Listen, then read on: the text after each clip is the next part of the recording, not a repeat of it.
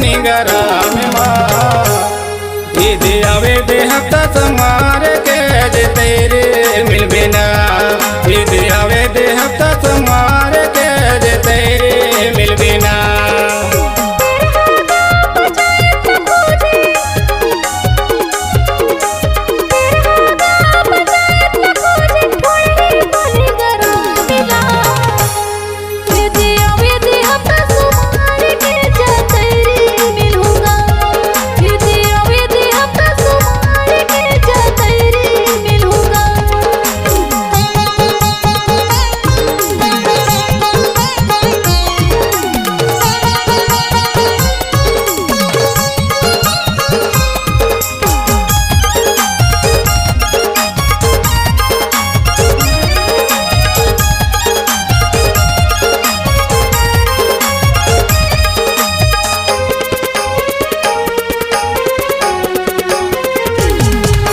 चकोली वाले मंडे के दे वो दिन गमा वाले धुना की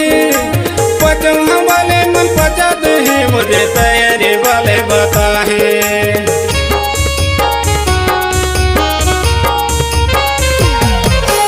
चकोली वाले मंडे के दे वो दिन गमा वाले धुना की पचमा वाले मन पचा दे मुझे तैयारी वाले बता है पचमा वाले मन पचा दे मुझे तैयारी वाले बताही के रहा वो पंचायत लखो जा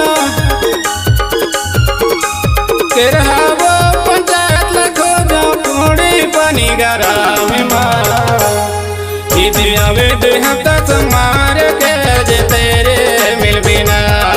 ईद आवे दे हफ्ता समार के जे तेरे मिल बिना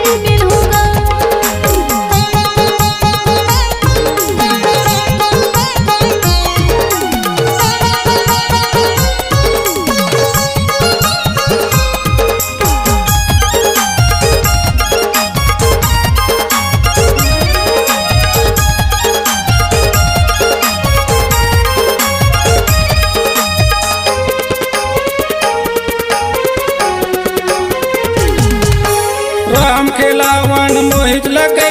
के रहा फिल्म मोरे गाँव में वो पूछत जरूर आवे गोत्र है मोटे काम वो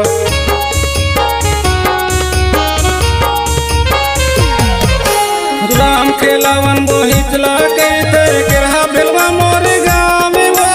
पूछत जरूर आवे गोत्र है मोटे काम वो पूछत जरूर आवे गोत्र है मोटे काम के रहा वो पंचायत लखो जो के रहा वो पंचायत लखो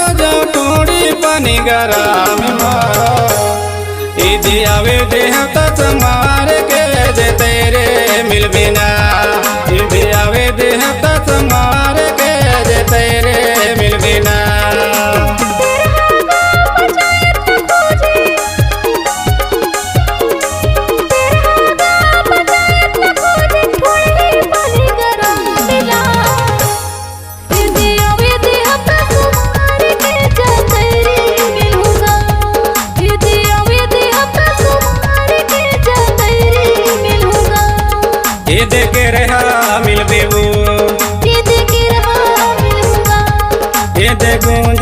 मिलबे बूट खेते गूंज मिलबे खेते मिलबे ना